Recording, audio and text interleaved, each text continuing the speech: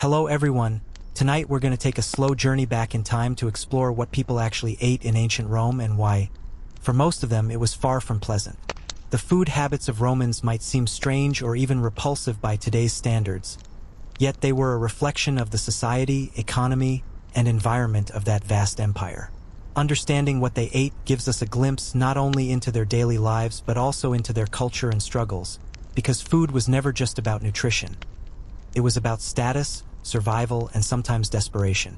The Romans, famous for their conquests and architecture, had a diet shaped by availability, geography, and social hierarchy, and sometimes it involved eating things we would find quite disturbing. But before we get into the specifics, it's important to realize that ancient Rome was not a single, uniform place. It spanned continents and included people from different classes, regions, and traditions, which meant food varied greatly depending on whether you were a wealthy patrician living in the city or a poor plebeian or slave struggling to survive. The contrast in food quality, quantity, and even safety was huge. So, let's start by looking at the basic staples of the Roman diet and how they laid the foundation for everything else they ate, even if it was unpleasant at times. The core of the Roman diet, especially for the lower classes, was a type of porridge called pulse. Made primarily from emmer wheat, barley, or sometimes spelt, this porridge was thick, bland, and far from delicious. It was usually boiled in water or sometimes in salt water if available, and sometimes mixed with vegetables or legumes. But for many poor Romans, it was eaten plain and repeated day after day. The taste was dull, the texture often sticky or mushy, and it was a meal that left much to be desired in terms of flavor. Still, it provided the basic energy and was cheap to produce, which made it the backbone of the Roman peasants' food supply. Wealthier Romans would have more variety, including bread made from finer wheat, but even their bread was very different from the fluffy loaves we know today. Roman bread was often dense, coarse, and sometimes stale, partly because the technology for fine milling and baking was limited, and partly because bread was baked in communal ovens or bought from street vendors who sold it quickly and cheaply. Legumes were another important part of the diet, especially for the poor. Lentils, chickpeas, and broad beans were common, often cooked into stews or added to the pulse to provide more substance. These beans and lentils were filling and provided essential protein, but they were far from tasty on their own, and without the seasoning and spices that wealthier Romans could afford, they were often bland and monotonous. Olive oil, a key ingredient in Roman cooking, was expensive and reserved mostly for the rich, so the poor had to make do without it or with very little. This meant their meals could be dry and lacking in flavor. Vegetables such as cabbage, onions, leeks, and garlic were eaten by all classes, but again were mostly boiled or stewed, which drained away much of their natural flavor. The Romans had limited access to fresh herbs, and spices like pepper, cinnamon, and cumin were imported from distant lands and therefore costly. Salt was used, but often sparingly by the lower classes. This lack of seasoning made the common diet quite dull and repetitive. Meat was a luxury for most Romans and rarely appeared on the table of a poor family. When it did, it was usually from less desirable sources such as offal, organs like liver, lungs, and intestines, which the wealthy might scorn but the poor had to accept. Sometimes, small amounts of pork or salted fish were eaten, but fresh meat was mostly confined to the elite. Fish and seafood were somewhat more common near the coast, but again, the quality and freshness varied widely. One particularly unpleasant fact about Roman food was the frequent consumption of garum, a fermented fish sauce used widely as a condiment. Garum was made by layering fish parts, intestines, and salt in vats and letting them ferment under the sun for months. The resulting liquid was pungent, salty, and intensely fishy. The wealthy used it to flavor their dishes, but its strong smell and taste would have been overwhelming for most. It was a staple of Roman cooking and shows how their flavor preferences were very different from ours. Bread, porridge, legumes, vegetables, and the occasional meat or fish were supplemented by fruits like apples, figs, and grapes, but fruit was seasonal and often dried or preserved because fresh fruit spoiled quickly. Honey was the primary sweetener, as sugar was unknown, but honey was expensive and not always available to the poor. Instead, many had to rely on bland, unsweetened foods that left them unsatisfied. The food environment in Rome was complicated by factors like food spoilage and safety. Without refrigeration or modern preservation methods, food could go bad quickly. Romans knew this and used methods like salting, drying, or pickling to extend shelf life.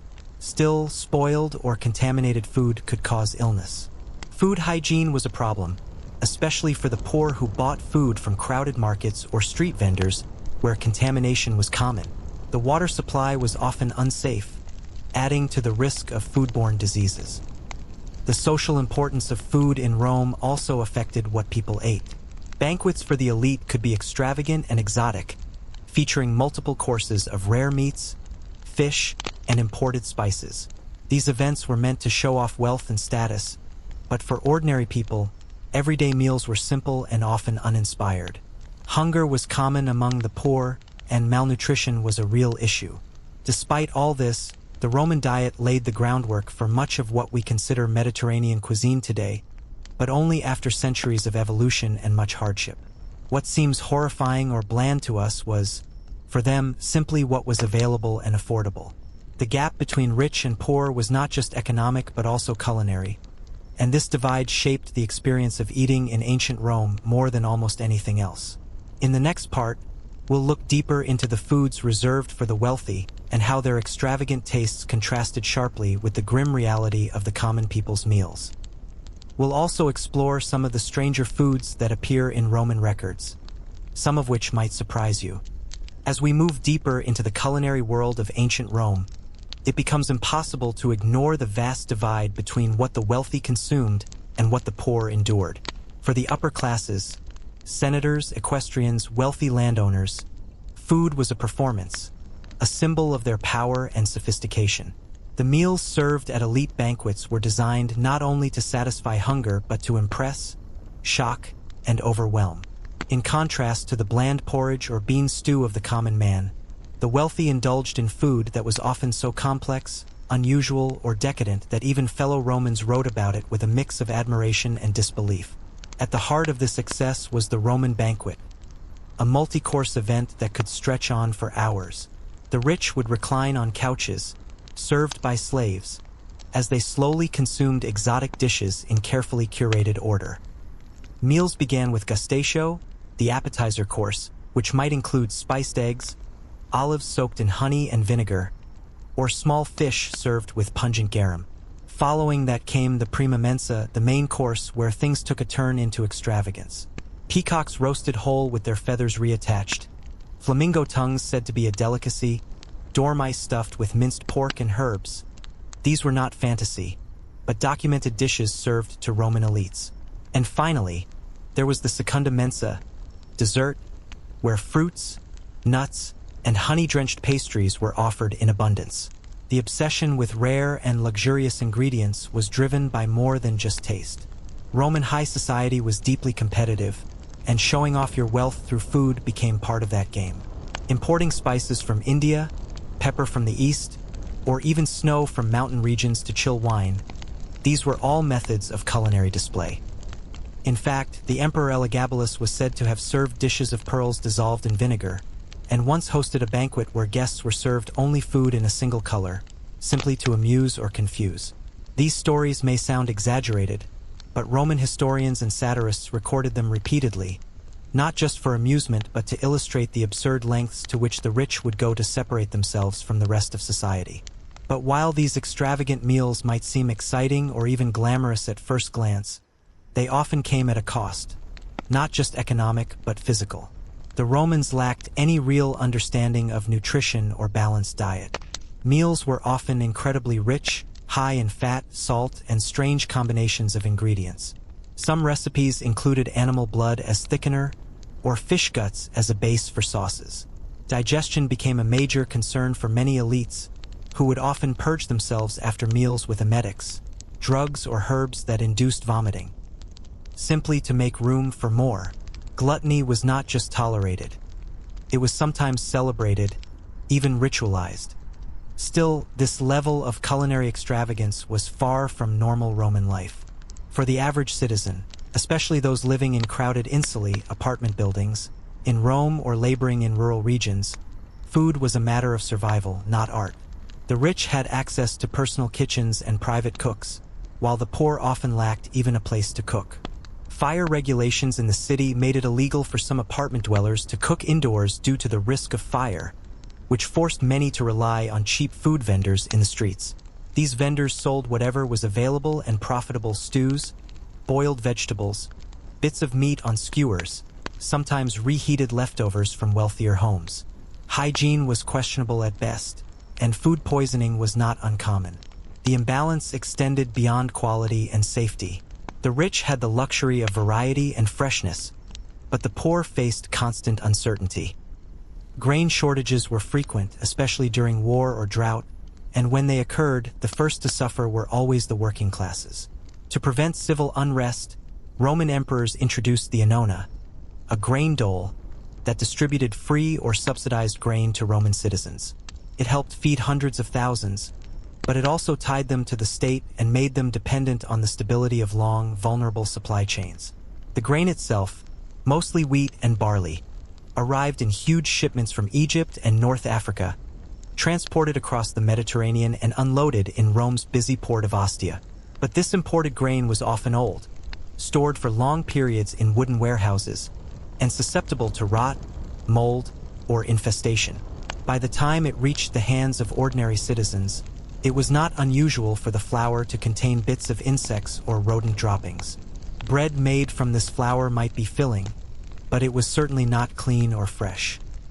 Worse still, some bakers added chalk, powdered bones, or even ground marble dust to stretch their flour supply, practices that were both dangerous and depressingly common. Even when food was technically available, it wasn't necessarily edible. The Romans had no concept of food expiration or bacterial contamination. Meat sold in public markets could sit out for hours or days in the sun, attracting flies and decaying rapidly. Milk spoiled quickly, and refrigeration didn't exist. Cheese was common, but mostly of the soft, crumbly variety, often made with animal rennet and stored in animal skins or clay pots. Two could go bad easily, and yet, with no other options, people ate what they had. One might assume wine was at least a comfort, but that too came with complications. While wine was indeed a staple for most Romans, often diluted with water to be consumed daily, the quality varied wildly. The wealthy drank aged vintages stored in sealed amphorae, sometimes flavored with herbs or resin. The poor, however, drank sour or spoiled wine, sometimes cut with vinegar, lead acetate, or even seawater to mask the taste. This practice of adding lead-based sweeteners became especially dangerous, as it slowly poisoned many who drank large quantities over time. Modern researchers now believe that chronic lead poisoning may have affected the health and even the judgment of the Roman elite. Food in ancient Rome was not simply nourishment. It was a mirror of the empire's deep inequality, where luxury and hunger coexisted side by side, often within the same city block. While aristocrats feasted on roasted boar and honey-glazed birds, their slaves or servants might survive on moldy bread and watery bean stew. And perhaps worst of all, it was considered normal. In the next part, we'll dive into some of the strangest recipes that survived from Roman cookbooks, including one that features a boiled ostrich and another involving jellyfish soaked in vinegar. We'll also take a closer look at the legendary Roman cookbook Apicius and explore what it reveals about Roman attitudes toward taste, class, and survival. Among the most fascinating, and sometimes unsettling, aspects of Roman culinary history is the discovery of ancient recipes that have survived for centuries, many of them preserved in a single unusual book known as De Re Coquinaria, or on the subject of cooking, attributed to a Roman gourmet named Apicius. While we don't know if Apicius himself actually authored the entire work, scholars debate whether it was compiled over generations. The cookbook bears his name and contains hundreds of recipes ranging from the mundane to the extraordinary. What it reveals is a culture obsessed with exotic flavors, elaborate preparation, and experimentation that would make even the most adventurous modern eaters hesitate. The dishes listed in Apicius are not like those found in today's cookbooks. Measurements are vague or non-existent, ingredients are exotic, and instructions are often more like suggestions than precise directions. One recipe, for example, instructs the reader to boil a parrot. Yes, an actual parrot, and serve it with pepper, lovage, and a splash of fermented fish sauce. Another calls for the preparation of roasted ostrich with a wine and date sauce, noting that if ostrich is unavailable, goose will suffice, though it is not considered as refined. There are references to flamingo, crane, and even jellyfish, some of which are soaked in vinegar or fermented brine before serving. These weren't fantasy foods. They were consumed at elite tables. Their strangeness a feature, not a flaw. But perhaps most telling is how often Apicius emphasizes the masking of natural flavors. Dishes were not meant to taste like the ingredients they were made of. Meat was drowned in sauces made from honey, vinegar, garum, and spices. Vegetables were boiled to the point of disintegration and then reconstituted with wine or oil. And fish, often cooked whole, was buried beneath layers of pepper, cumin, and myrrh. This was not accidental. Romans, especially the wealthy, believed that sophisticated cuisine involved transforming food into something unrecognizable. The more complex the flavor, the more status it carried. One of the most notorious ingredients used in Roman cooking was silphium, a plant that was so prized it was harvested to extinction. Native to North Africa, it was used as a seasoning, a medicine, and even a form of birth control, according to some sources. The Roman appetite for silphium became so intense that by the 1st century AD, the plant had completely vanished from the wild. Its extinction is one of the earliest recorded cases of human overexploitation of a species due to culinary demand.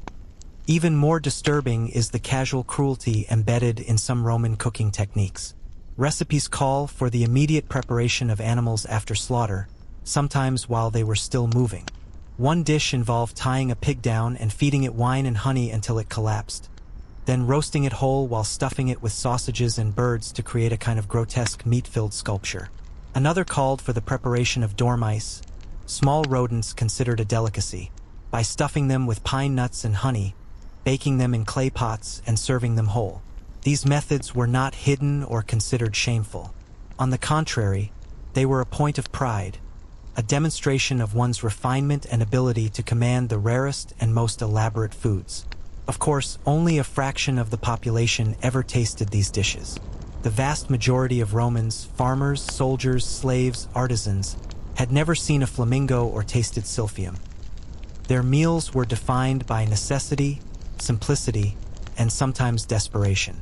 A Roman soldier on campaign would carry dried grain and sometimes hard cheese or salted meat, preparing meals over a small fire if allowed. In cities, workers often ate on the go, buying cheap food that could be eaten with the fingers or from a communal bowl. Interestingly, even the concept of taste was shaped by class. What the rich considered refined, the poor found either alien or inaccessible.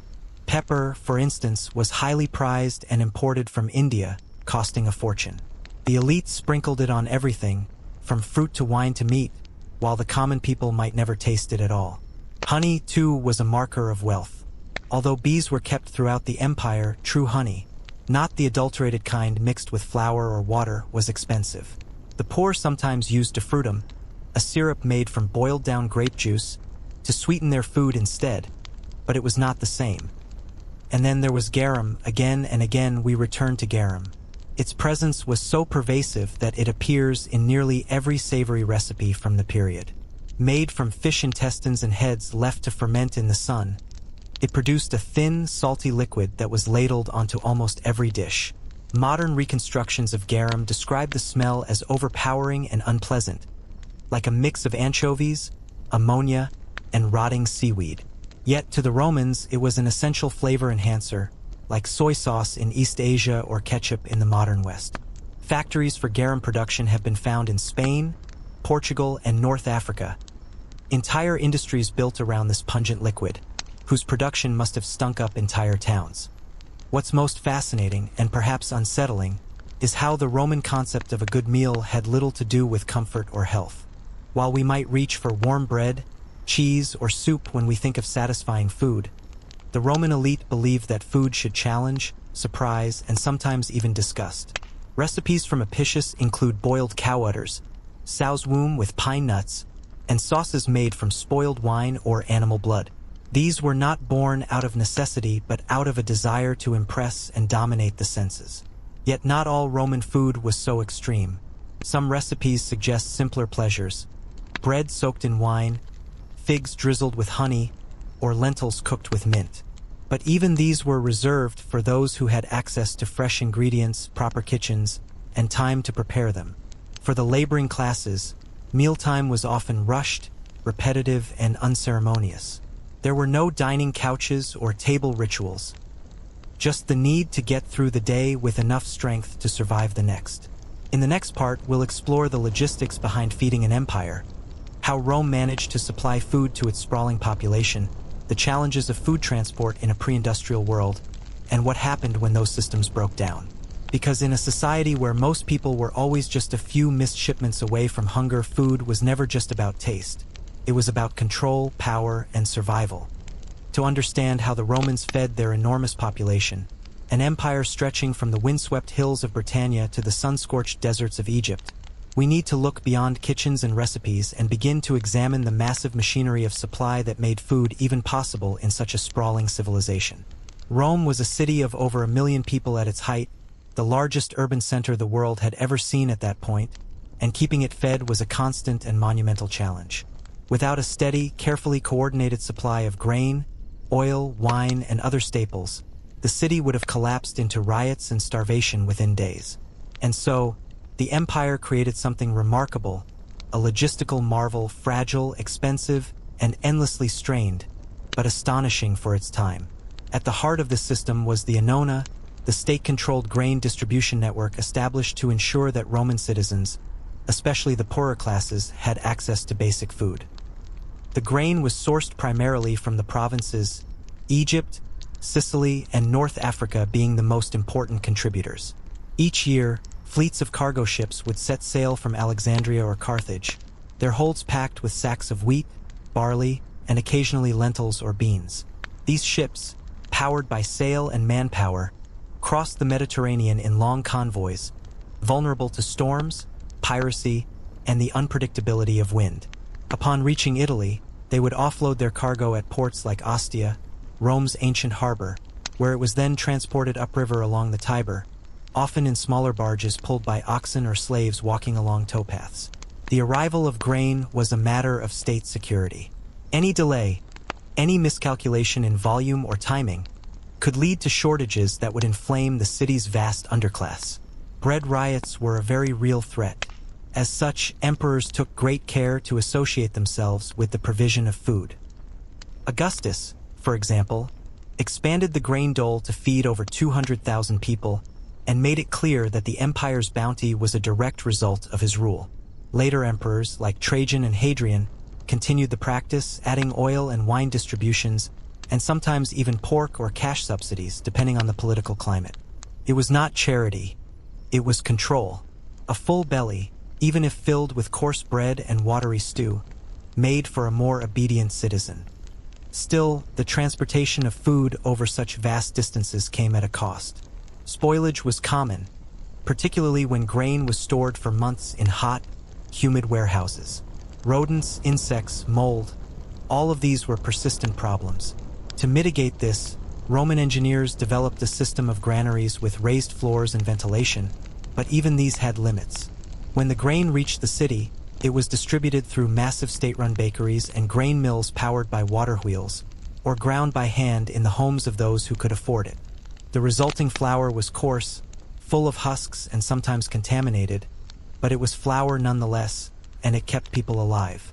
For those not receiving state support, including many freedmen, foreigners, and slaves, the cost of food was a constant burden.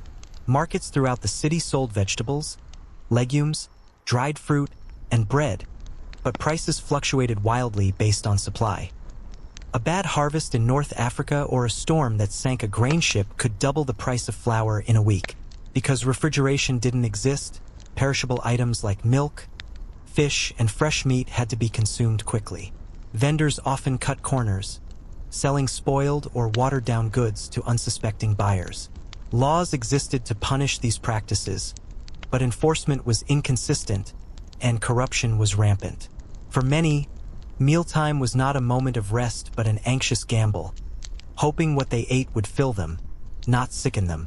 And the problem wasn't just one of quantity or quality. It was one of access.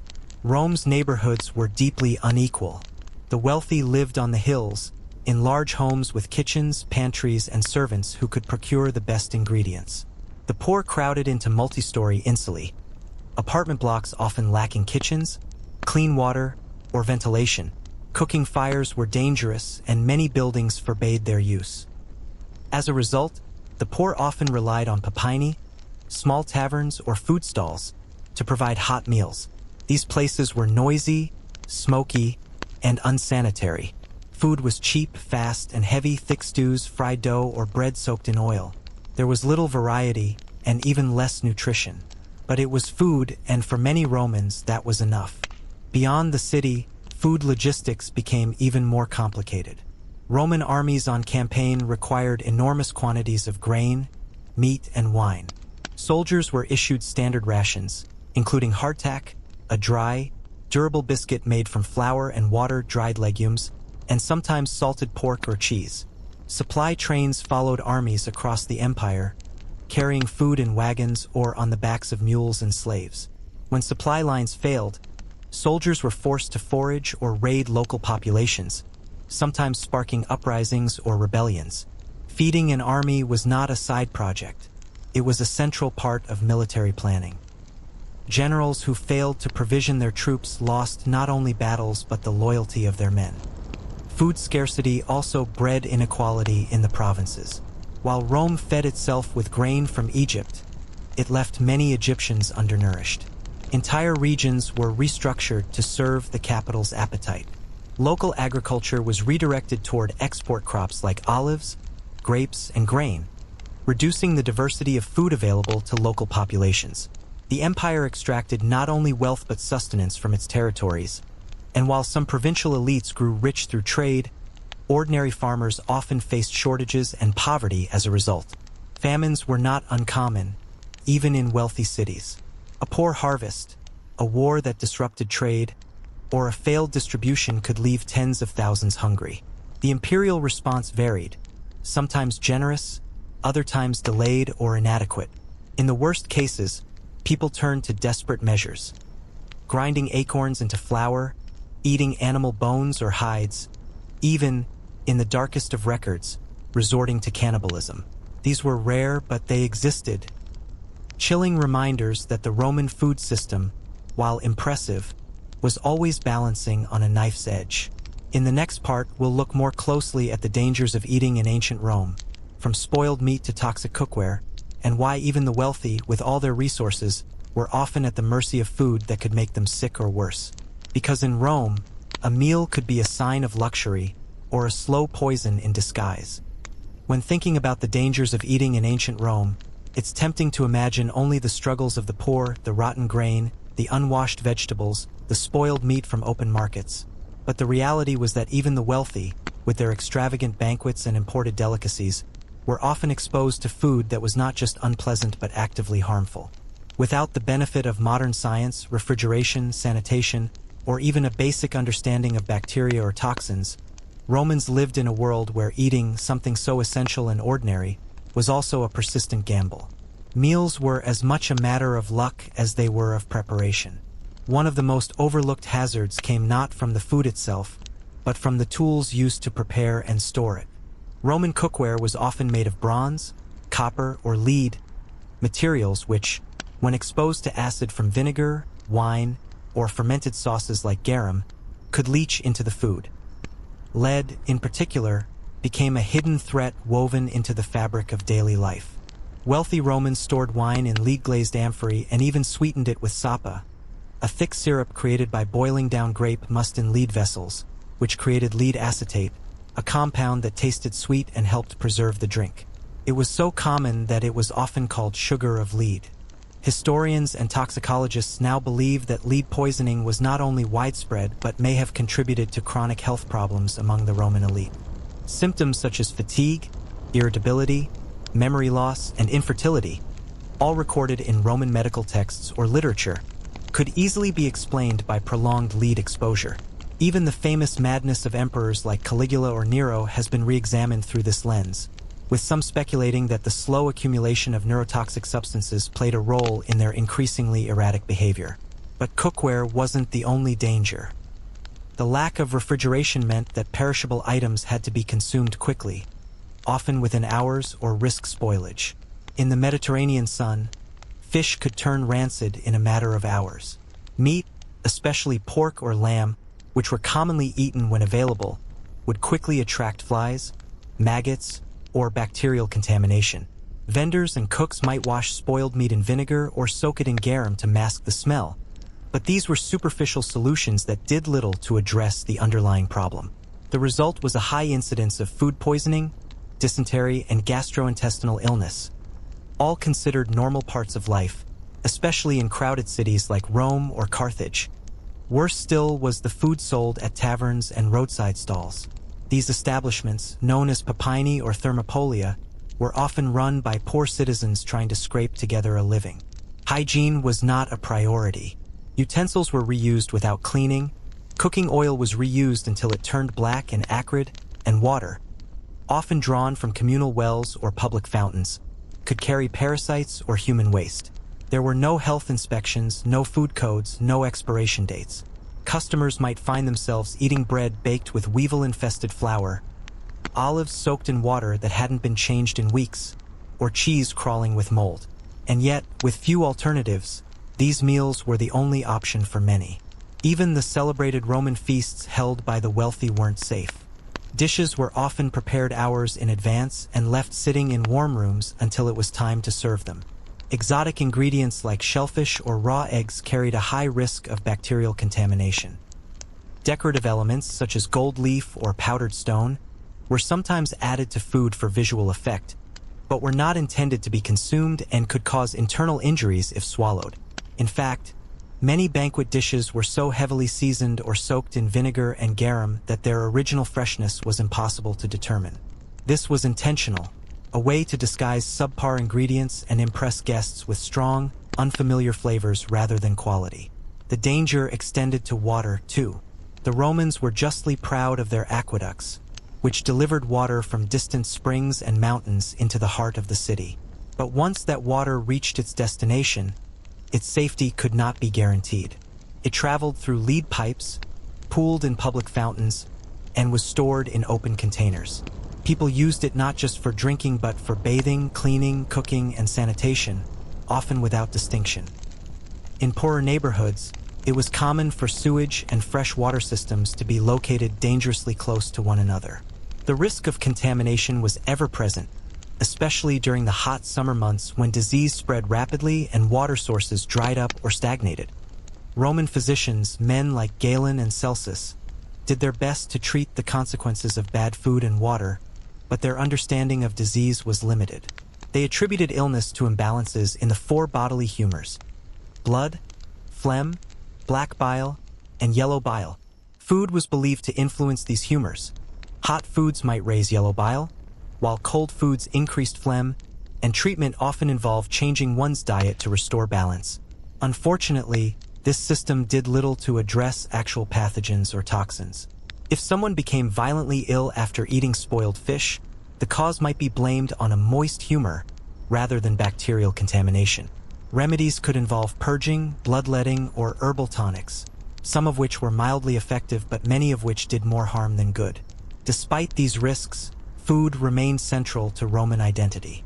It was a point of pride, a source of power, and a reflection of one's place in society. The elite cultivated images of themselves as generous hosts, providers of banquets and fine dining, even as their meals slowly poisoned them.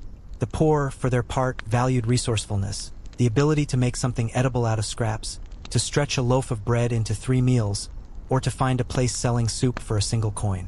Survival often depended not just on strength or status, but on gut instinct, quite literally. And yet, for all the dangers, the Roman diet endured. Recipes passed down, traditions solidified, and some foods, olives, wine, cheese, bread, would go on to form the foundation of Mediterranean cuisine for centuries. But those foods evolved. Modern sanitation, refrigeration, and science transformed them into what we know today. The Romans, however, lived with food that could nourish or kill, and often it was hard to know which would happen first. In the next part, we'll turn away from the cities and into the countryside, where Roman farmers lived lives ruled by the seasons, the soil, and an entirely different relationship with food, one closer to the land, but no less difficult or dangerous. Even among the upper classes, there was a disturbing fascination with exoticism that often led to culinary excesses bordering on the grotesque. Roman elites, in their pursuit of opulence, turned meals into elaborate performances, with food serving not just as sustenance but as a display of wealth, power, and cultural superiority. This obsession birthed some of the most bizarre and unappetizing trends in ancient dining history. Take, for instance, the infamous love for dormice. These weren't just any rodents. They were specifically bred in terracotta jars called glararia, fed on nuts to fatten them up, and then served stuffed with a mixture of pork, herbs, and their own innards. The delicacy was so prized that it became a symbol of status, often paraded at banquets before being eaten whole. To a modern palate, the idea of biting into a stuffed mouse might evoke disgust, but for Romans, this was sophistication. It also reflects their complex relationship with food, one that oscillated between reverence and vulgar display. And it didn't stop there. Flamingo tongues, parrot heads, and jellyfish were occasionally featured on menus, though not commonly eaten by the masses. These were for the banquets of emperors and senators, where the rarer and more difficult to procure the animal, the greater its prestige. There are accounts of feasts where hundreds of birds were slaughtered not for their meat, but for their brains and tongues. The rest of the carcasses were discarded, a testament to both the wastefulness and the extravagance of elite Roman dining. The Emperor Vitellius, known for his gluttony, is recorded as having consumed a dish called Shield of Minerva, an appalling stew made from the livers of scarce fish, pheasant brains, peacock brains, flamingo tongues, and lamprey intestines. This wasn't just a one-time indulgence. It was part of his regular dining experience. Writers of the time chronicled these excesses with a mix of admiration and horror, noting how banquets could last for days and lead to illness or even death. To dine with the elite was to risk being overwhelmed, literally, by their insatiable appetites. Meanwhile, the average Roman citizen might scrape together a meal of millet porridge and stale bread. Occasionally, they'd have access to lentils, onions, or boiled cabbage, but rarely meat. Fish sauce, known as garum, was a treasured commodity, fermented from the guts of fish left out in the sun for months, and used to flavor just about everything. It was pungent, salty, and clung to everything it touched. Even the most humble meal would often be drenched in it to mask the blandness or staleness of the ingredients. But what really makes the Roman diet hard to stomach isn't just the ingredients. It's the sanitary conditions in which all of this food was prepared and consumed. Kitchens in ancient Rome, even in wealthy households, were often cramped, smoky, and lacked proper ventilation. There was no concept of refrigeration, so food spoilage was rampant. Meat and fish were frequently salted or pickled to delay decomposition, but that was no guarantee of safety.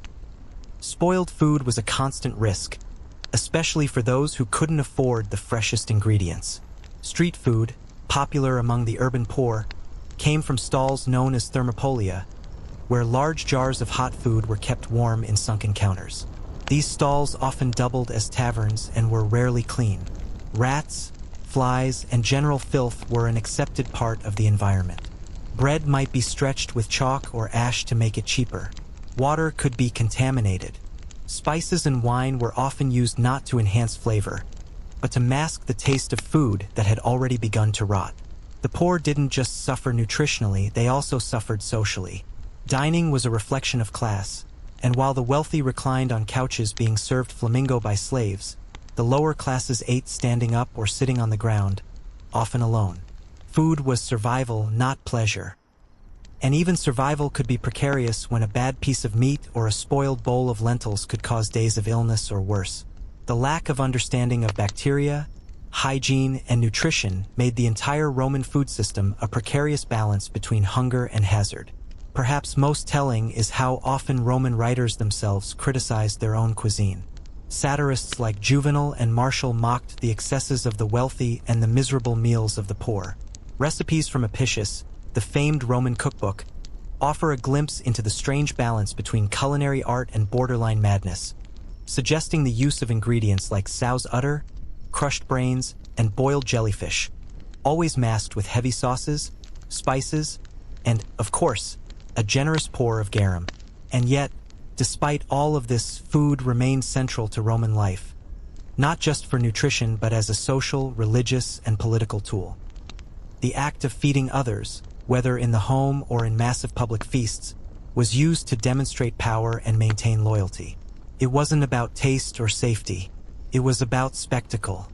But behind that spectacle, there lingered the rot of a system that prized excess over balance, presentation over nutrition, and novelty over common sense. In a way, the Roman diet mirrors the empire itself. Vast, complex, decadent, and, eventually, unsustainable. Shall we go deeper? Because we've only scratched the surface of the empire's kitchen fires. One of the most shocking aspects of Roman cuisine wasn't just what they ate, but how they flavored it. Imagine taking a perfectly good dish, perhaps a roasted bird or some fresh vegetables, and then pouring over it a sauce made from fermented fish guts.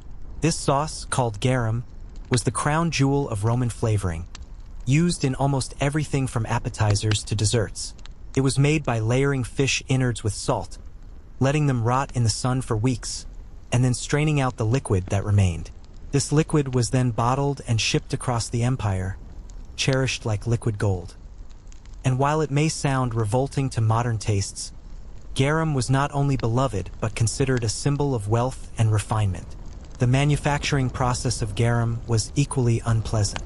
Garum factories, usually located near the coast, produced such a stench that they were often banished from the main parts of cities. Workers would labor in the hot sun, stirring vats of decomposing fish, swarmed by flies and soaked in the odor. And yet, this sauce became so essential that it infiltrated every social class. The rich used premium garum mixed with spices and herbs, while the poor often made do with a diluted version called liquamen, or even the sludge left at the bottom of the garum barrels. No matter your station, fermented fish was simply part of life. But garum wasn't the only bold flavor on the Roman table. The elite, constantly seeking new sensations, went to great lengths to surprise their guests. Exotic spices from India and Arabia were highly valued, and were often sprinkled over strange combinations of foods, sweet desserts with pepper, seafood with honey, fruit baked with vinegar. The Roman love for contrast, sweet and sour, salty and pungent, meant their cuisine was a constant game of unexpected pairings. A dinner could start with a honey-glazed dormouse, move on to a stew of ostrich meat with dates and cumin, and end with a custard sprinkled with crushed pine nuts and a dash of garum. For many modern palates, this array would be overwhelming, even nauseating. But to the Roman aristocracy, it was a sign of sophistication and status. Meals were as much about spectacle as sustenance. Wealthy Romans dined in elaborate triclinia, dining rooms arranged for reclining, and entertained guests with music, poetry, or even acrobats between courses. The food, however, was often excessive. Platters shaped like mythical beasts held stuffed animals within animals. Pigeon stuffed into duck, duck stuffed into pig, pig stuffed into boar. There are records of entire meals dyed different colors just for visual impact. One account describes a feast where everything on the table was made to look like something else. Meat molded to look like fruit, seafood disguised as cakes.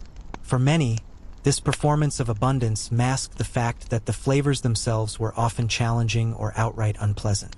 The poor, on the other hand, experienced a much simpler reality.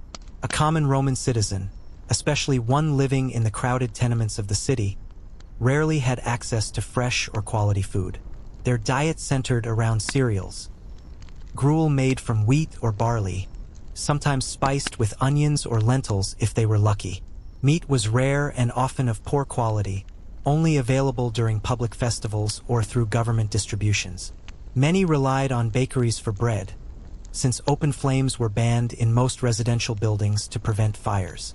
And while communal bakeries did offer a lifeline, they also served as a reminder that in Rome, your class determined not only what you could eat, but how you cooked it. Even access to water and cooking fuel was a concern. Water had to be fetched from public fountains or aqueduct-fed basins, and wood for cooking could be expensive or difficult to store. This led to a thriving street food culture.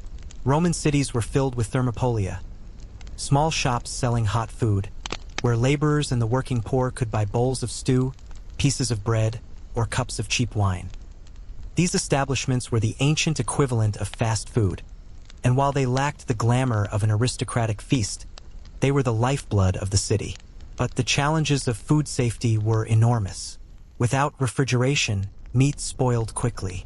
Even salted or dried products could carry parasites or mold. Food poisoning was common, especially during the hot summer months. Some Roman medical texts even advised boiling wine before drinking it, or filtering water through cloth, suggesting that contamination was a known and feared problem. Add to this the widespread use of lead pots and utensils, yes, lead, and it becomes clear that many Romans were slowly poisoning themselves at every meal. Lead was sweet-tasting and durable, and it found its way into everything from water pipes to wine jugs. Historians now believe that prolonged exposure to lead may have caused widespread health problems, including infertility and mental decline. Still, food played a central role in Roman identity. Festivals were marked by grand feasts.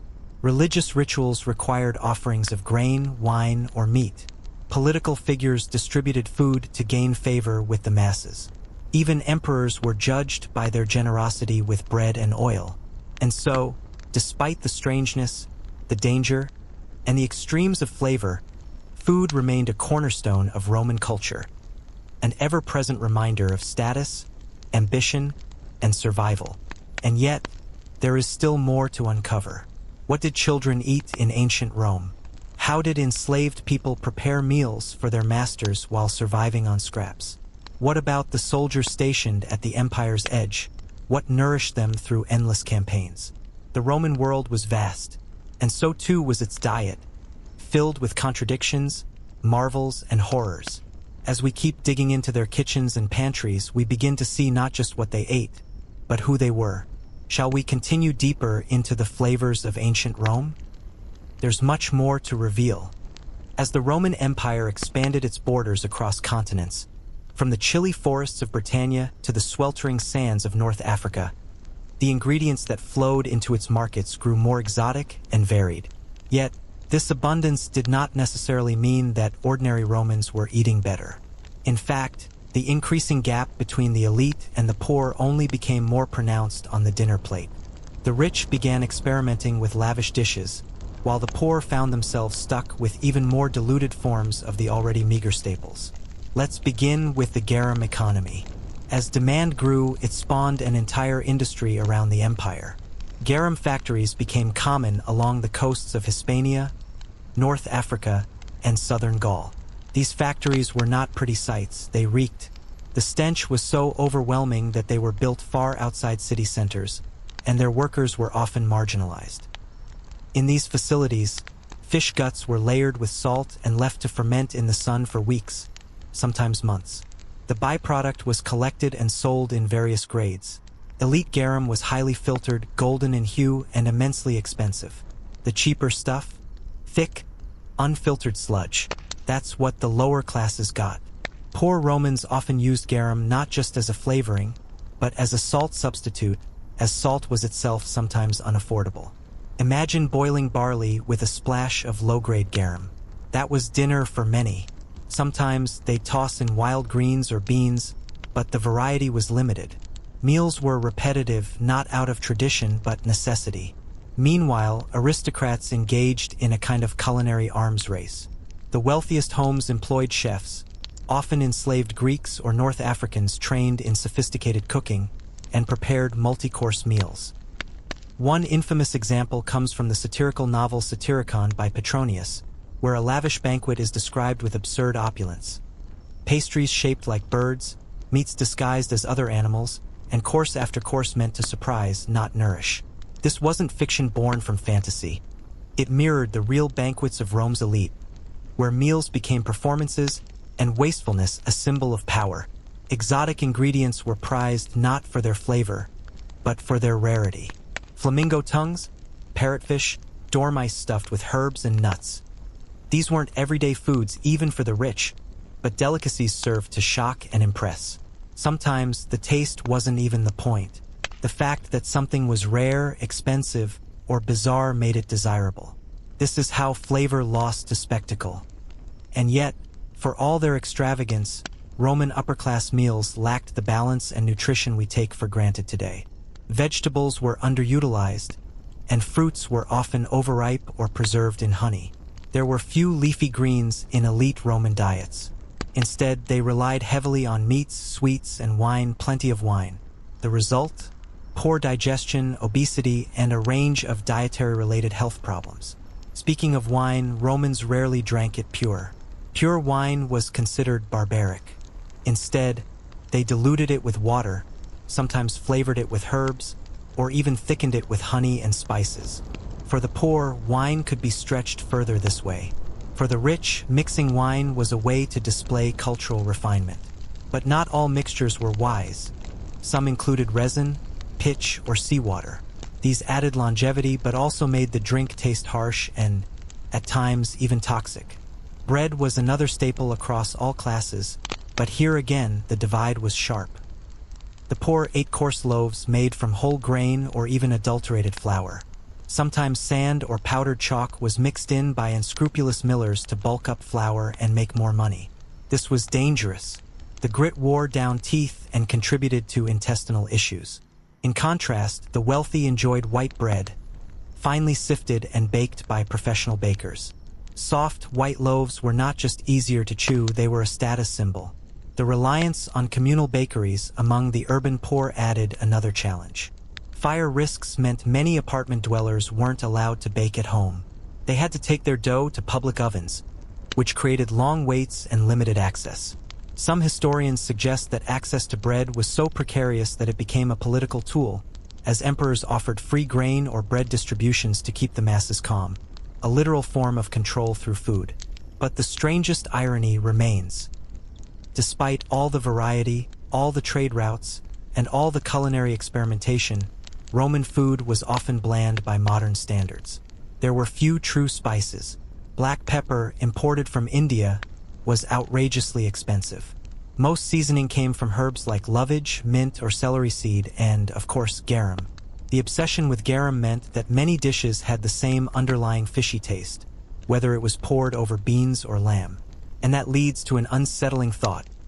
Imagine attending a banquet where every dish, from roasted vegetables to honey-glazed dormouse, carries the unmistakable scent of fermented fish.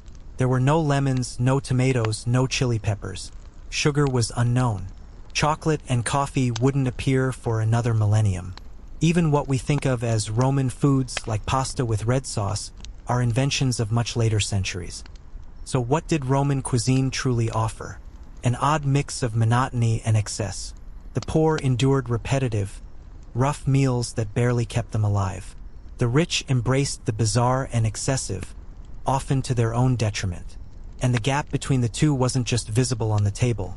It was etched into the very bones of those who lived and died under Roman rule. Yet even as we move beyond the street vendors and modest fare of Rome's commoners, we enter a world that is just as baffling, if not more so. The elite classes of ancient Rome, those born into privilege or who clawed their way into it, treated dining as both performance and conquest. They didn't simply eat to sustain life. They used food to flaunt power, seduce allies, and remind others of their dominance over the natural and human world alike.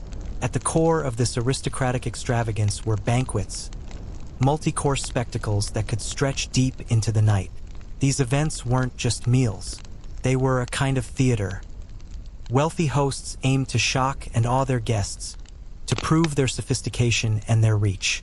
The more foreign, the more exotic, the more absurd the dish, the more applause it would receive.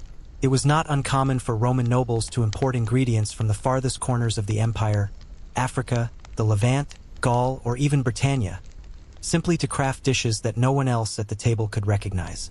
Take, for instance, the now infamous stuffed dormice. Yes, dormice, those small, furry rodents. In the Roman elite kitchen, they were fattened in clay pots called gleraria, where they were raised in darkness to ensure a tender, fatty meat. Once plump enough, they were gutted, stuffed with minced pork, pepper, and nuts, then roasted until golden and served whole. These were not street food oddities, they were luxury items. Eating them was less about taste and more about status. But this was only the beginning. Among the most perplexing dishes of the Roman elite was something called garum, a fermented fish sauce so pungent, so acrid in its stench, that even Roman writers compared it to rotting flesh. It was made by layering the guts of fish, mackerel, anchovies, or sardines, with salt and letting them ferment in the sun for months. The resulting liquid, drained and bottled, was used in nearly every elite Roman dish, from boiled meats to desserts. The more potent the smell, the higher the price. And aristocrats would pay handsomely for the most refined vintages of garum, often sourced from the coasts of Hispania or North Africa. Imagine a dining room filled with the odor of fish guts, and the guests politely nodding at the host's generosity. Some banquets went further into the realm of cruelty masked as indulgence. Flamingo tongues were considered a delicacy, served sautéed in sweet wine or seasoned with cumin and vinegar. Peacocks were not just consumed. They were served with their feathers reattached, posed to appear alive, their brilliant blue and green plumage shimmering under the torchlight. It wasn't uncommon for entire animals to be cooked and presented whole. A wild boar with sausages spilling out from its mouth, or a calf whose belly had been filled with songbirds. Roman authors like Petronius and Pliny the Elder often mocked these displays, describing banquets where dishes were so elaborate and unnatural that the guests had no idea what they were eating. The famed Cena Trimalchiones, a satire written by Petronius, details a banquet hosted by a vulgar freedman trying to imitate the elite. The dishes included eggs with hidden surprises inside, foods that looked like one thing but were another, and live birds flying out of pastry shells. While it was written to ridicule, it wasn't entirely fictional. Real banquets sometimes featured mechanical devices that made the food move, or musical instruments embedded in the table itself. But with all the glitter and shock, the reality is that many of these dishes were neither delicious nor healthy.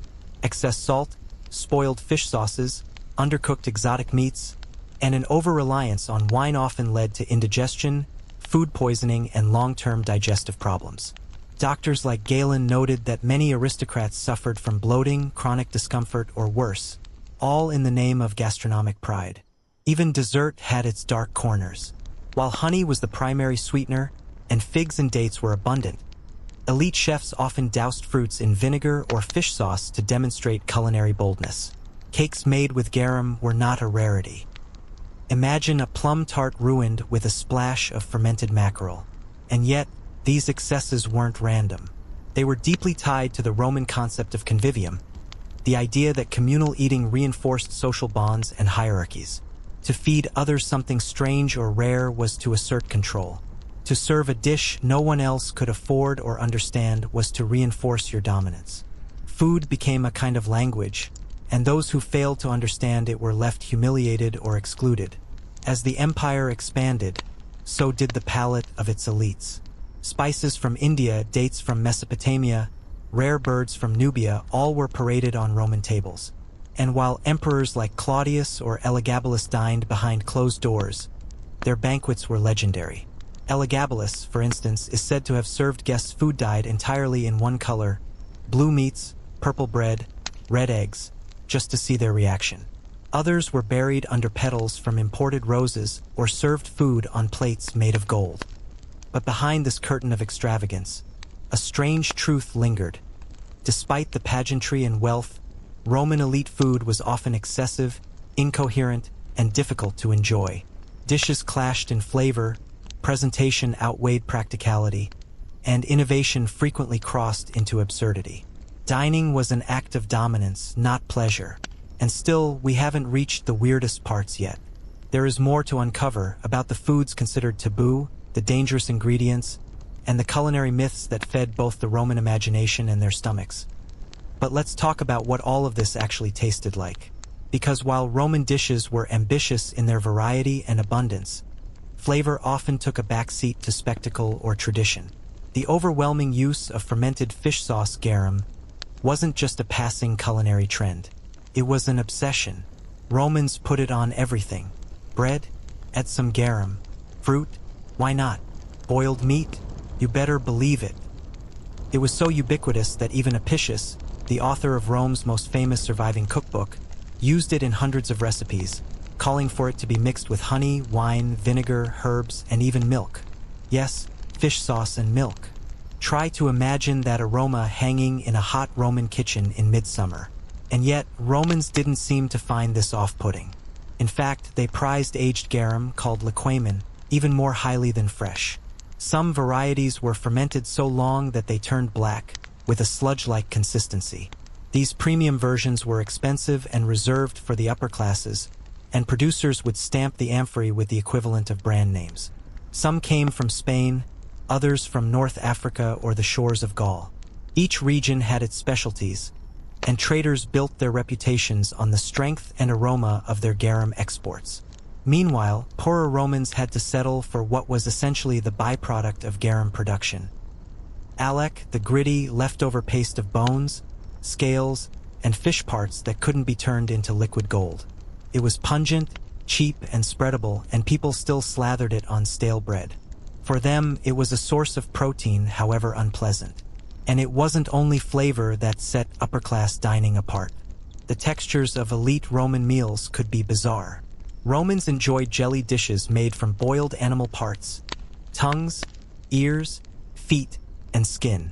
They boiled pig's feet until the collagen turned liquid, then let it set into gelatin. They filled sausage casings with blood and barley, stuffed dormice with pine nuts and minced meat, and shaped seafood into molds shaped like birds or beasts, just to impress guests. And still, for all the richness of their cuisine, food safety was a frequent concern. Without refrigeration, even high-born Romans faced spoilage, parasites, or food poisoning. Wealthy households had slaves whose job was to taste food before it reached the master's plate, not just to detect poison, but to make sure it hadn't gone bad. In lower-class homes, the risk was even higher. Grain was stored in giant ceramic jars, where it could easily mold or be infested with bugs. Meat markets were open-air and filthy. Fish went off quickly.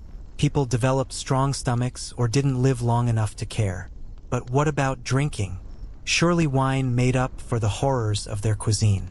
In theory, yes, Romans loved their wine, and they drank it with almost every meal. But here too, things get less appetizing the closer you look. Roman wine was rarely consumed straight. Instead, it was mixed with everything from seawater to herbs to ash to pitch. They believed this made it healthier or more palatable. In fact, many Roman wines would be considered undrinkable by modern standards, sour, thick, sometimes resinous. The most famous Roman wine, Falernian, was prized for its strength and sweetness, but it could also be cloying or spoil easily. Amphorae weren't airtight, and contamination was common.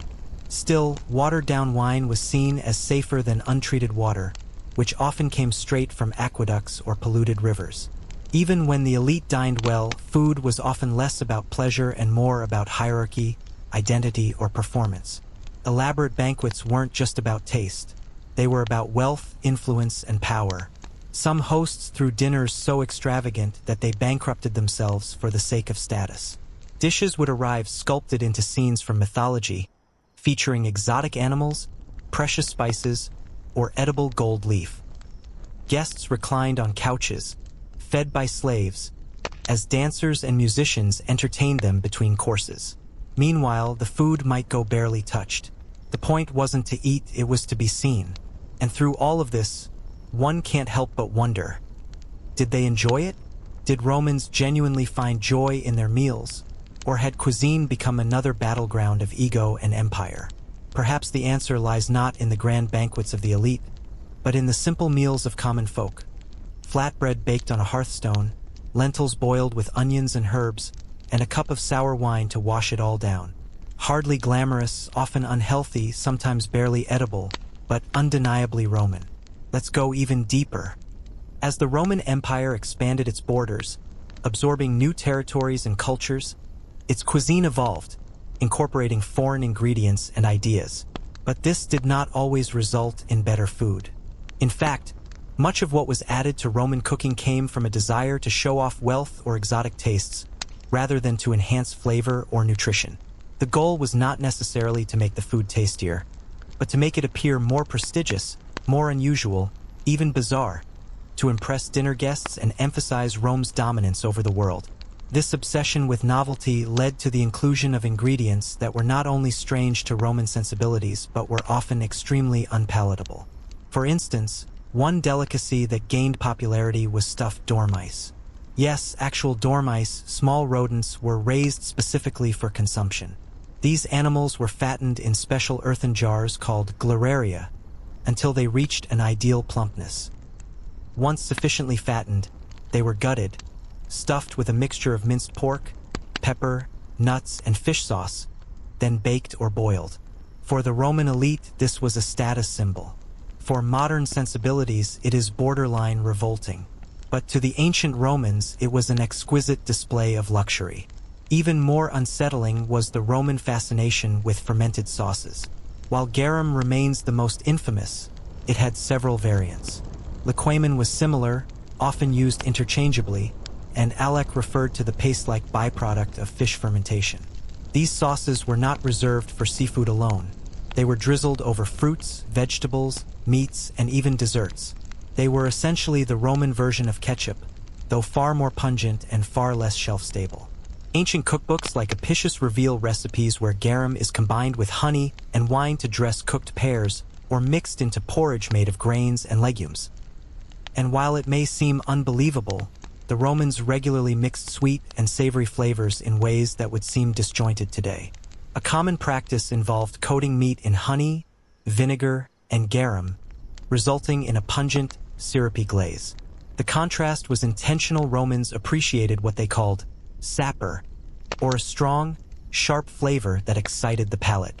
To modern tasters, however, the overwhelming saltiness of fermented fish, the sharp acidity of vinegar, and the cloying sweetness of honey would likely create a sense of confusion or even nausea rather than enjoyment.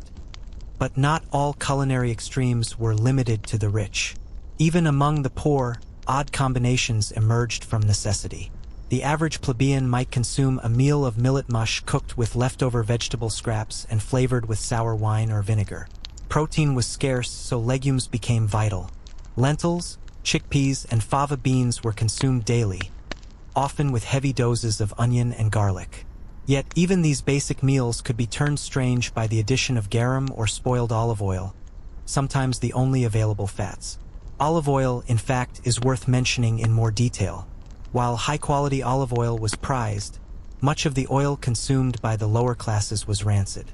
Preservation techniques were crude, and oil often sat in amphorae exposed to the sun or stored improperly. Spoiled oil would develop a bitter, waxy taste that clung to the mouth, but in the absence of alternatives, it was used in cooking, baking, and even medicinal remedies. The concept of freshness also differed significantly from modern expectations. The Roman diet, particularly in cities like Rome or Pompeii, relied heavily on preserved and imported foods. Dried fruits, salted meats, smoked fish, and pickled vegetables dominated storage rooms and kitchens. Refrigeration did not exist, and spoilage was common.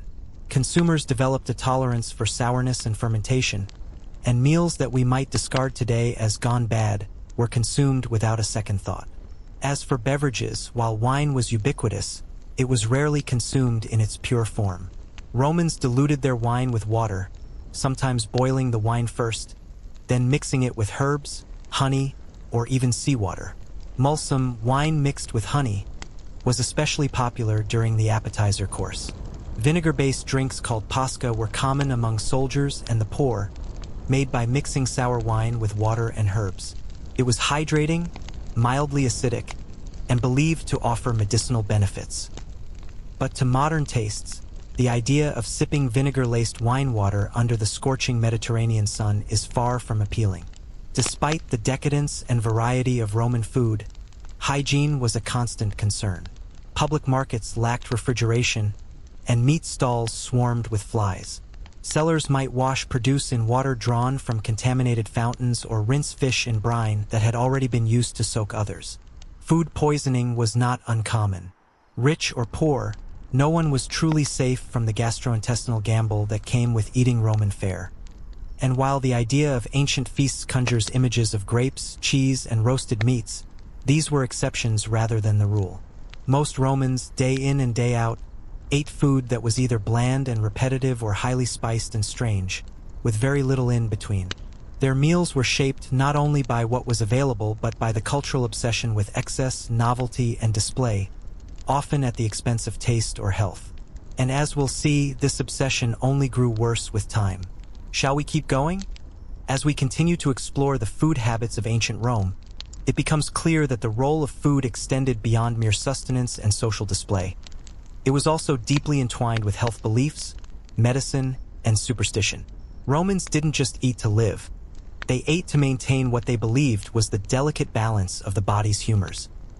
This ancient medical theory, inherited from Greek physicians like Hippocrates and later developed by Galen, posited that health depended on balancing four bodily fluids: blood, phlegm, yellow bile, and black bile. Food was one of the primary ways to influence this balance, and diets were often prescribed accordingly. For example, foods were categorized as hot or cold, moist or dry. A person believed to have an excess of cold humors might be advised to eat hot foods like onions, garlic, or pepper to restore equilibrium. Conversely, someone with a fever might avoid spicy foods or alcohol. This system shaped what Romans ate daily, influencing recipes and food choices as much as availability or taste. The concept of dietetics was central to Roman medicine. Physicians often advised patients to adjust their meals based on season, temperament, and illness. Galen's extensive writings include detailed instructions on which foods to eat or avoid for various conditions. Some ingredients favored for their warming or drying properties were common in elite kitchens: cumin, coriander, dill, and asafoetida, a pungent resin with medicinal properties. Meanwhile, foods like cucumbers and lettuce were considered cooling and were recommended during hot weather or for certain illnesses. This belief system, however, sometimes led to practices that made food less appetizing or even harmful. For instance, bloodletting was common, and meat from an animal believed to be cold or wet might be rejected or prepared in complicated ways to change its nature.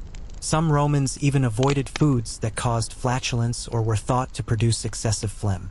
The boundary between food and medicine was blurred, and meals often included herbs and concoctions aimed at balancing humors rather than delighting the palate.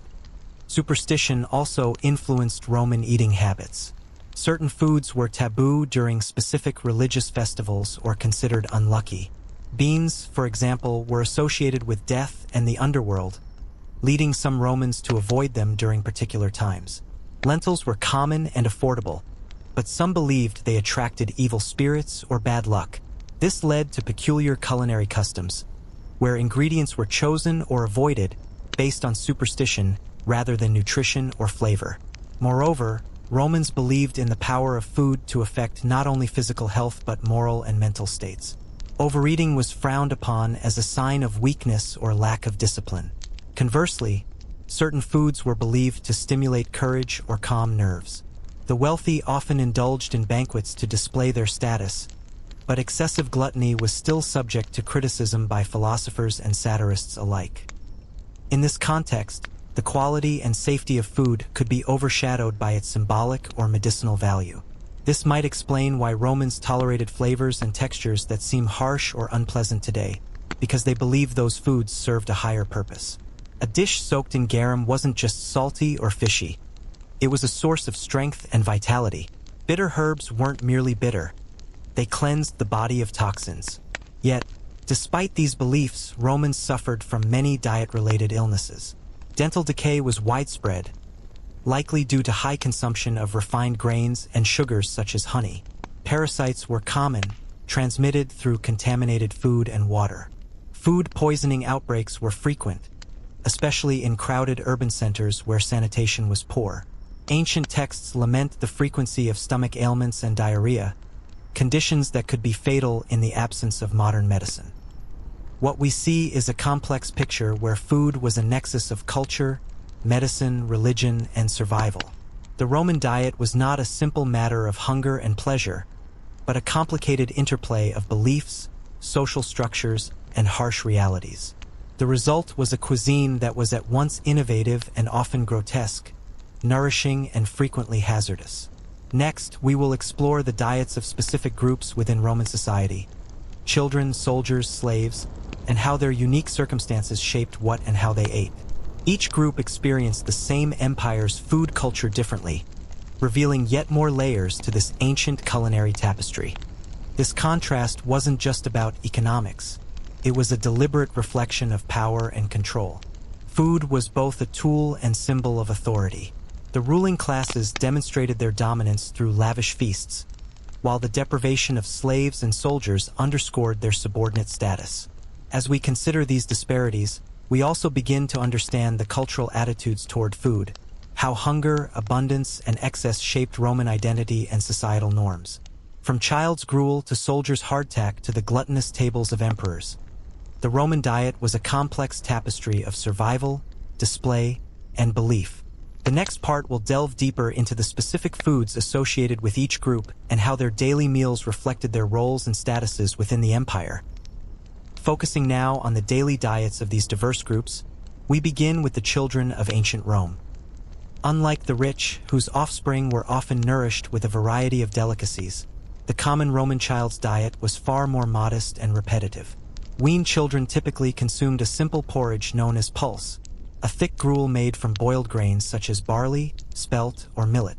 This was often sweetened with honey or sometimes mixed with fruit juices when available, but these additives were a luxury rather than the norm. Vegetables like cabbage or beans might accompany meals, but protein sources were scarce.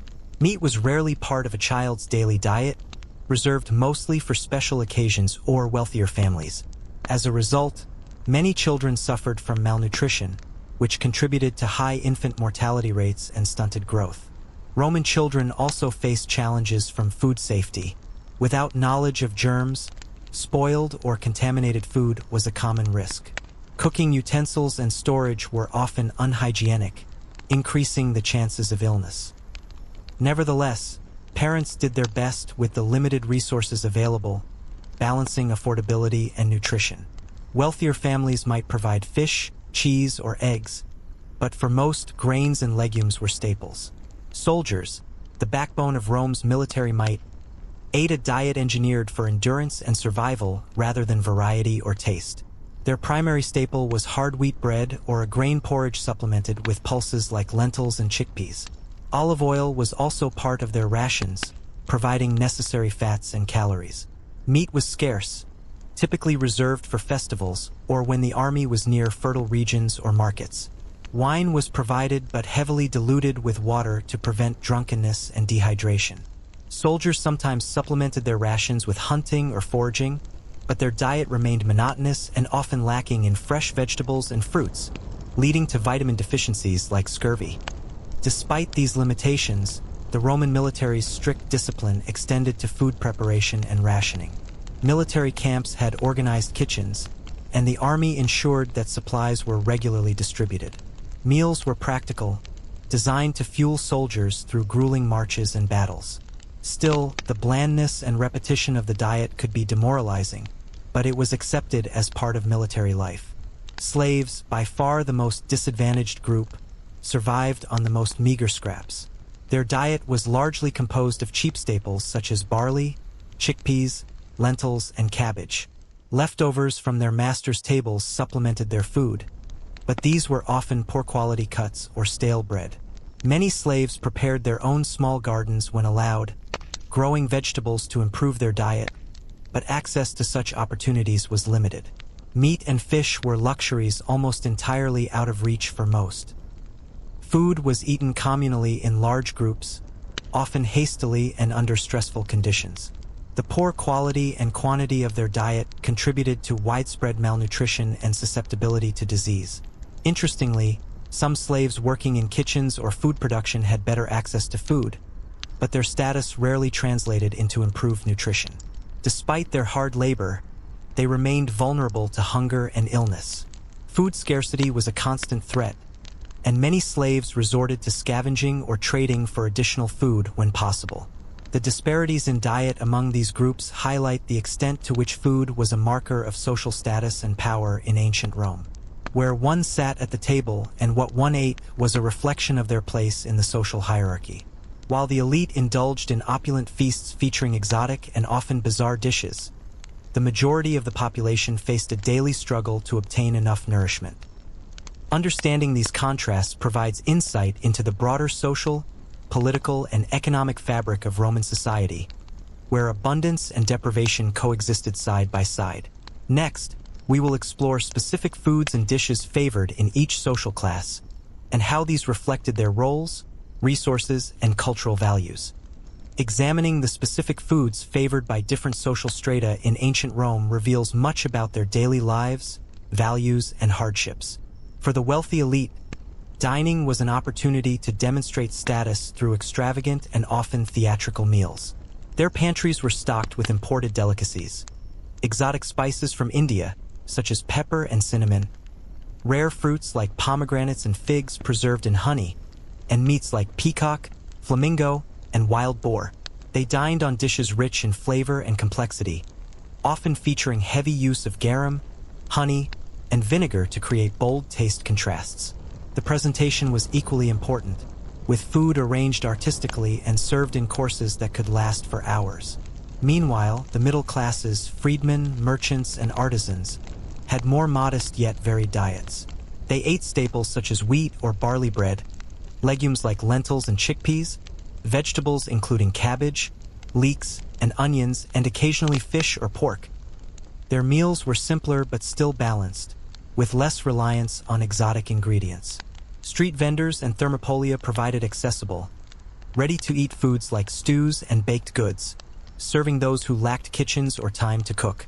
These eateries were vital hubs for urban life, catering to the bustling lower middle class and laborers. At the bottom of the social ladder, slaves and the poorest citizens consumed a basic diet centered on cheap, filling staples. Their meals consisted primarily of pulse, a porridge of spelt or barley, flavored minimally with herbs or a splash of diluted garum. Vegetables were limited to hardy, easy-to-grow varieties like cabbage and beans. Meat and fresh fish were rarely accessible and mostly reserved for festivals or special occasions. Bread was often coarse and mixed with fillers, and food quality was poor. Food was often shared in communal settings, reflecting both economic necessity and social exclusion. Across all classes, the seasonality of food played a significant role. Without modern preservation, fresh fruits and vegetables were only available at certain times, forcing reliance on preserved foods like dried figs, salted fish, and pickled vegetables during off-seasons. Wine, too, varied in quality depending on the vintage and region. The reliance on imported goods meant that political stability and trade routes directly affected food availability. Despite these disparities, food was a crucial cultural element in Roman life, influencing social interactions, religious rituals, and political power. Banquets for the elite were designed to impress guests and assert dominance, while bread distributions for the poor were politically motivated efforts to maintain public order. Food was a reflection of Rome's vast empire and the social complexities within it. Understanding the specific foods associated with each class brings us closer to comprehending the daily realities of ancient Romans, from the sumptuous excesses of emperors to the meager sustenance of slaves. Next, we will examine how Roman food practices evolved during festivals and religious ceremonies, where food took on symbolic and communal significance beyond mere nourishment. Festivals and religious ceremonies were pivotal moments in Roman life when food transcended mere sustenance to become a potent symbol of community, piety, and social order. Throughout the Roman calendar, numerous festivals dedicated to gods, seasons, and historical events featured specific foods, rituals, and communal meals that reinforced both spiritual beliefs and societal hierarchies. One of the most important was the Saturnalia, celebrated in December to honor Saturn, the god of agriculture and time. This festival was marked by gift-giving, role reversals between masters and slaves, and lavish feasts. During Saturnalia, food was abundant and often featured rich meats, wine, and sweet delicacies. Slaves were temporarily freed from their duties and allowed to participate in the celebrations, receiving gifts and enjoying banquets alongside their masters. The abundance of food symbolized the mythical golden age when all lived in equality and plenty, a stark contrast to everyday Roman hardships. Another significant festival was the Lupercalia, held in February, associated with fertility and purification. While its primary rituals involved sacrifices and ceremonies, food played a role in the celebrations. Sacrificed animals provided meat for communal feasting, often including goat and dog, meats not commonly consumed otherwise. These communal meals reinforced social bonds among participants and honored the gods' favor for prosperity and health. Religious ceremonies often involved offerings of food to the gods, a practice called immolatio. These offerings included grains, fruits, wine, and animals, depending on the deity and occasion.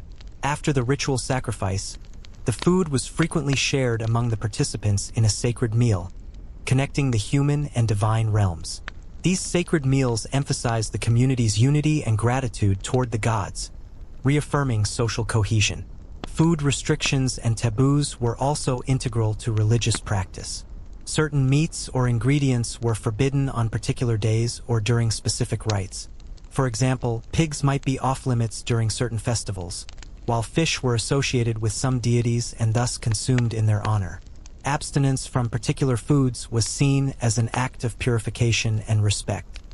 The symbolic power of food extended into funerary practices.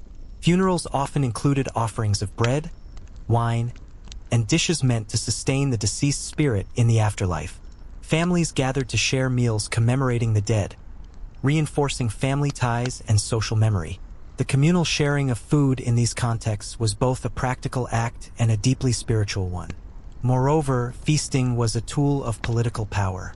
Magistrates and emperors often hosted public banquets or sponsored food distributions to curry favor with the populace.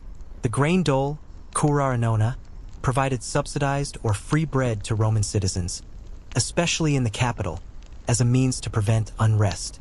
These political feasts and distributions underscored food's role as a currency of power, binding rulers and subjects in a delicate balance of obligation and control. In these festivals and ceremonies, food was far more than calories. It was a language of tradition, power, and belonging, a medium through which Romans expressed their identity both individually and collectively. The elaborate rituals around food underscore its significance in a society where dining was as much about politics and religion as about nourishment. Next, we will look at the methods of food preparation and cooking technologies available in ancient Rome and how they influenced the flavor, safety, and presentation of food. Food preparation and cooking technologies in ancient Rome were as varied and complex as the empire itself, shaped by available resources, cultural influences, and social status. Though modern conveniences like refrigeration and electric stoves were centuries away, Romans developed a range of techniques to cook, preserve, and present their meals, all of which profoundly affected the flavor, safety, and experience of eating. Most Roman homes, even modest ones, had a hearth or stove area called a culina, where food was boiled, roasted, baked, or fried. Wealthier households might boast fully equipped kitchens staffed by slaves who specialized in culinary arts, while the poor often cooked over simple open fires or communal ovens. The tools of the trade included pots and pans made from bronze, clay, or iron, mortars and pestles for grinding spices and herbs, and various knives and skewers. Boiling was a common cooking method, particularly for grains and vegetables.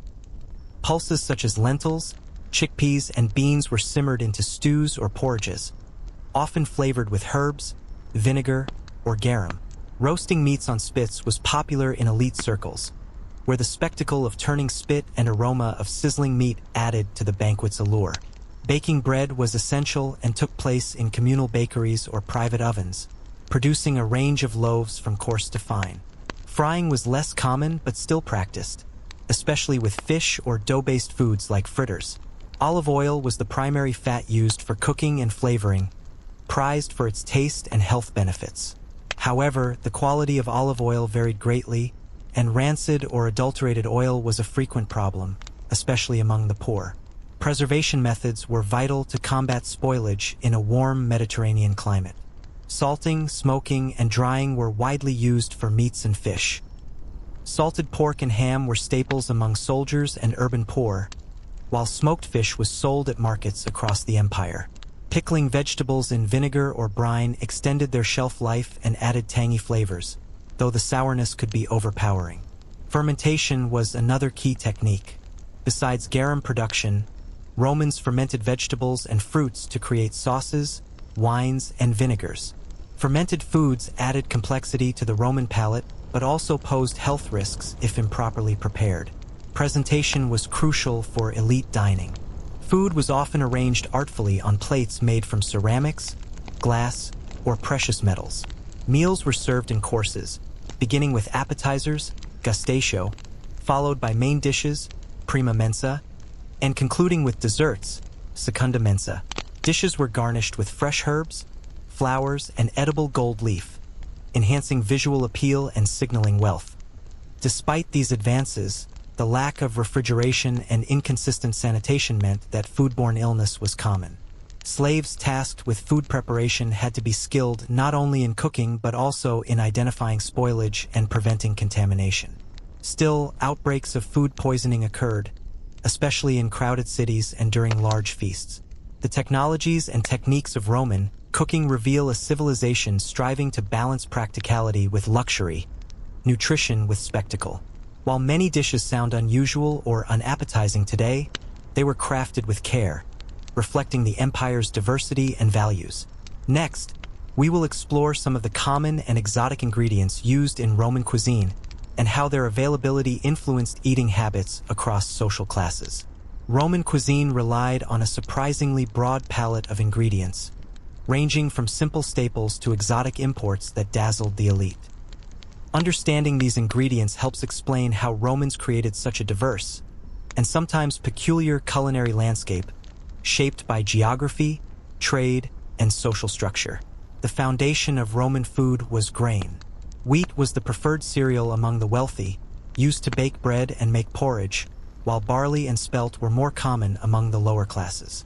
These grains provided the bulk of daily calories for most Romans. Pulses such as lentils, chickpeas, and broad beans were essential sources of protein for many, especially the poor who seldom ate meat. Vegetables featured prominently and were widely cultivated. Cabbage, leeks, onions, garlic, turnips, and carrots. These were typically boiled or stewed and often flavored with herbs and garum. Leafy greens like lettuce were common, sometimes eaten raw or cooked. However, the Romans were cautious with some vegetables. For instance, celery was prized not just as food but for its supposed medicinal properties. Fruits were seasonal luxuries, fresh in summer and dried or preserved in winter. Figs, grapes, dates, and apples were favorites, enjoyed fresh, dried, or soaked in honey.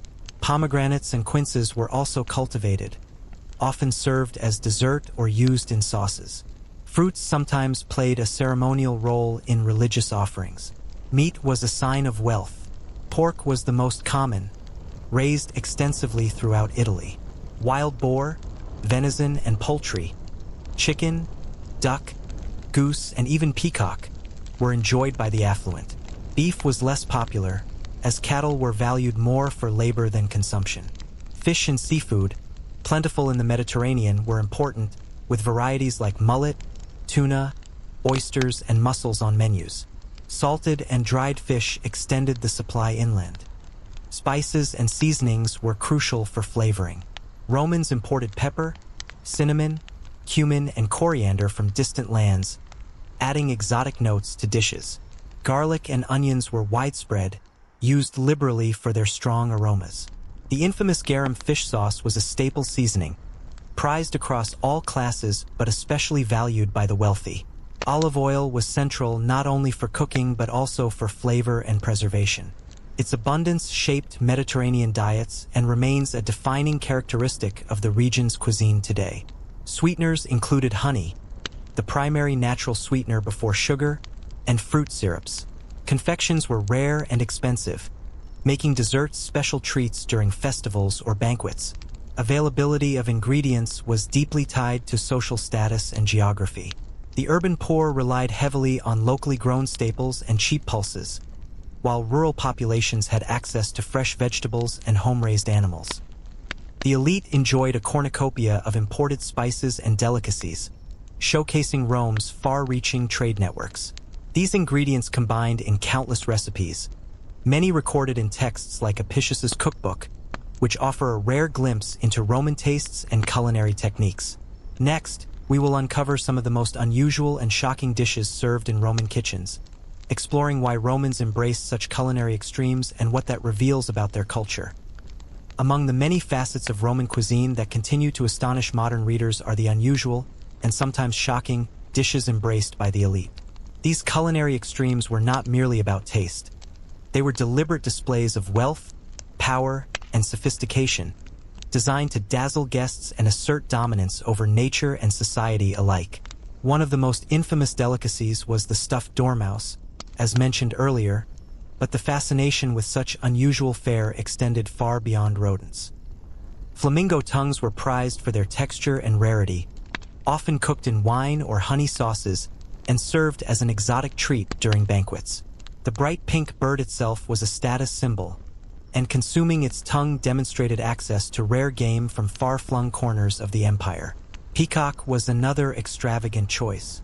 The bird was not only consumed for its flavor, but also for the visual spectacle it provided. At lavish feasts, peacocks were sometimes presented whole, with their feathers reattached after cooking, arranged to appear alive on the platter. This theatrical presentation exemplified the Roman obsession with dining as performance art. Other strange dishes included sow's udders, sea urchins, and snails fattened on milk. Romans prepared oysters with rich sauces, and jelly-like dishes made from boiled animal parts, ears, feet, and skin were common, exploiting every part of the animal. These choices reflected a cultural attitude that valued novelty and abundance over subtlety or simplicity. Food was a tool for social signaling, and eccentricity was often celebrated. The Roman palate favored strong, sometimes clashing flavors, such as combining the pungency of garum with the sweetness of honey and the acidity of vinegar. Yet these extremes came with risks. Many of the rare ingredients were difficult to procure, expensive, and sometimes carried health hazards. The emphasis on unusual tastes and lavish presentation sometimes compromised the quality and safety of food. Moreover, the gap between elite and common fare was immense. While the wealthy indulged in flamingo tongues and peacock displays, the majority subsisted on pulses, grains, and occasional salted fish or pork. This disparity underscored the social inequalities ingrained in Roman dining culture. Understanding these extraordinary dishes sheds light on the complex relationship Romans had with food, a relationship that intertwined pleasure, power, and identity in ways that often defy modern expectations. In the next part, we will explore how Roman attitudes toward food influenced their daily routines, health, and even their legacy in culinary history as we bring our journey through ancient Roman cuisine to a close. It's clear that food was far more than a source of nourishment. It was a mirror reflecting the empire's complexity, contradictions, and culture. From the humble grain porridge of slaves to the extravagant feasts of emperors, what Romans ate, and how they ate it, told stories of power, identity, belief, and survival. Roman food culture combined innovation with tradition, often pushing boundaries of flavor and presentation in ways that seem bizarre or unappetizing today. Their reliance on fermented fish sauces, the bizarre luxury dishes, and the social rituals around dining all highlight a civilization fascinated by excess, novelty, and status. Yet, beneath the surface of these grand banquets lay realities of scarcity, health risks, and social inequality that affected millions. Moreover, Roman attitudes toward food, its connection to health, religion, and morality, shaped not only their diets but also their daily routines and societal structures. The legacy of Roman cuisine can be seen in Mediterranean food traditions today, particularly in the use of olive oil, herbs, and legumes. However, their palate's extremes remind us how culture and context define what is considered edible or desirable. Understanding Roman food offers a unique window into the empire's soul, showing us a world where dining was as much about spectacle and social order as it was about eating. As you drift off to sleep tonight, consider this. The meals we take for granted are built on centuries of history, including the strange, sometimes terrible fare that fueled one of history's greatest civilizations. Thank you for joining this slow journey into the past. Good night.